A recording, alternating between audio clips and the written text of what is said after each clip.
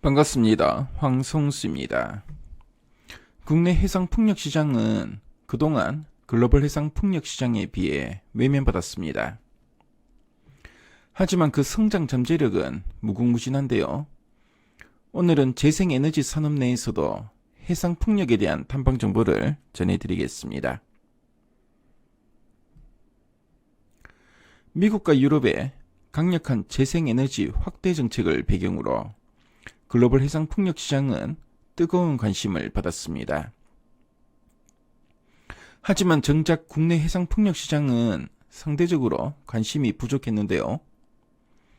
국내 시장이 풍력업체들의 실적에 미치는 영향력도 미미했습니다. 하지만 이제는 국내 해상풍력 시장에 주목해야 하는 이유가 몇 가지 생겼습니다. 우선 시장이 이제 조성되기 시작하기 때문인데요.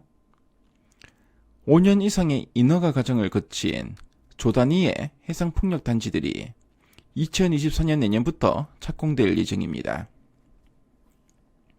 현재 해상풍력 누적 설치량은 200메가와트에도 미치지 못하는데요.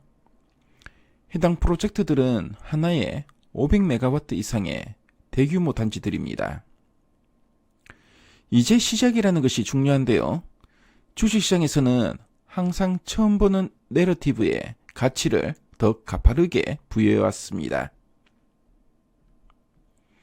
두 번째로 제도적인 기반이 바뀌고 있다는 점을 들 수 있습니다. 재생에너지와 원전은 대립관계라는 프레임이 있지만 현 정권은 원전을 확대하면서도 해상풍력에 호의적입니다. 대표적인 예시로 2023년 2월에 여당과 야당 모두 해상풍력 특별법을 발의했는데요. 연내 통과 시 해상풍력 인허가를 가속하기 위한 기폭제 역할을 할 전망입니다. 우리나라에서 인허가가 진행 중인 파이프라인의 규모는 20기가와트 이상이고요. 금액으로 환산 시 100조 원 이상입니다. 세 번째로 국내 시장 개화 시 수혜를 볼 수 있는 밸류체인이 풍부하다는 점인데요. 우리나라는 이미 글로벌 시장에 품질 높은 기자재를 공급하고 있습니다. 하지만 국내 시장이 열리면 기자재뿐만 아니라 디벨로퍼, EPC 등 그동안 생소했던 밸류체인들이 재평가될 수 있습니다. 베스타스, 두산 에너빌리티 등 국내외 터빈 업체들의 설비 투자와 함께 하부 구조물을 비롯한 기자재 업체들의 성장폭도 더욱더 커질 것으로 전망됩니다. 기자재 업체 중에서는 SK오션플랜트, 세진중공업, 디벨로퍼 중에서는 대명에너지와 SKD&D, 우리기술에 대한 관심이 필요해 보입니다. 이 중에서 좀 더 압축해보면 SK오션플랜트와 대명에너지를 주목할 필요가 있는데요. 그럼 각 종목의 투자 포인트를 체크해 보겠습니다. 먼저 SK오션플랜트와 관련해서 살펴보겠습니다. 50만 평 규모로 건설 중인 신야드는 풀가동 시 1조 원 이상의 매출을 얹어줄 대규모 투자입니다. 2026년 개화될 울산 부유식 해상풍력 단지를 타겟으로 하고 있고요. 때문에 관련 인허가를 가속화시켜줄 해상풍력 특별법이 통과된다면 SK오션플랜트가 최대 수혜주가 될 것으로 보여집니다.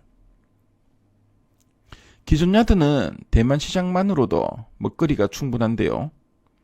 대만 시장에서는 2024년 내년까지 4기가와트, 2030년대 초반까지 15기가와트의 발주가 예상됩니다. SK오션플랜트의 점유율 50%를 감안한다면 5천억 원에서 6천억 원의 매출 창출이 꾸준히 가능한 규모입니다. 이르면 올해 연말 라운드 3 발주가 본격화될 것으로 보여집니다.